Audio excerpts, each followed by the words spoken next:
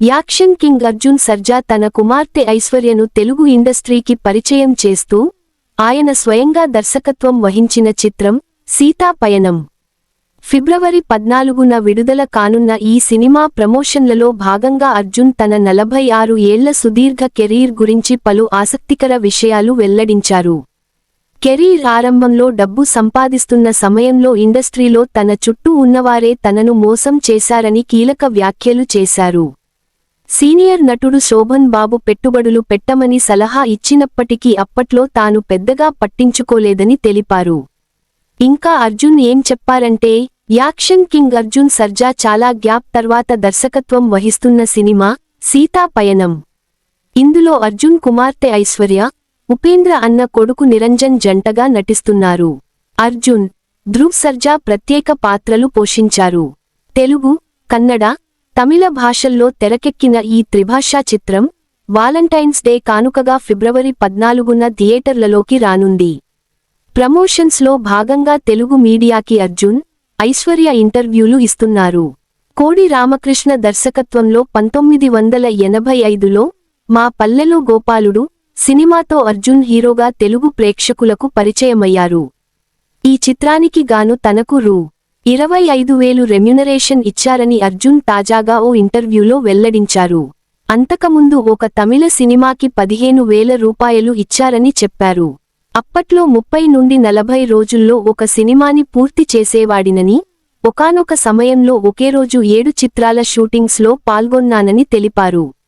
46 ఏళ్ల కెరీర్లో అన్నీ ప్లాన్ చేసుకోకుండానే జరిగిపోయాయని, ఎంత సంపాదించినా ఇతర రంగాల్లో పెట్టుబడులు పెట్టలేకపోయానన్నారు. ఇన్నేళ్ల కెరీర్లో నేను అస్సలు ఇన్వెస్ట్మెంట్స్ చేయలేదు. నేను పేర్లు చెప్పదలుచుకోలేదు కానీ చాలా మంది నన్ను మోసం చేశారు. ఇండస్ట్రీలోనే నా చుట్టూ ఉండే మనుషులు నాకు ఏమీ తెలియని ఏజ్లో నన్ను మోసం చేశారు. నాకు అప్పట్లో ఏమీ తెలియదు. డబ్బు వస్తోంది, ఎక్కడ పెట్టాలో తెలియదు, ఎవరు నన్ను మిస్యూజ్ చేస్తున్నారో ఏమీ తెలియదు. అప్పుడు నేను ఇన్వెస్ట్ చేసి ఉంటే ఈరోజు ఆ ప్రాపర్టీలు ఓ రేంజ్లో ఉండేది. కానీ అప్పట్లో నేనేమీ ప్రాపర్టీలు కొనలేదు అని అర్జున్ చెప్పారు. అప్పట్లో నటులంతా చాలా తెలివిగలవారని, కానీ తమకు మాత్రం అంత ఇంటెలిజెన్స్ లేదని అన్నారు. పెట్టుబడులు పెట్టమని శోభన్ బాబు పలు సందర్భాల్లో సలహా ఇచ్చారని, కానీ ఆయన మాటలు తనకు అప్పుడు ఎక్కలేదన్నారు అర్జున్.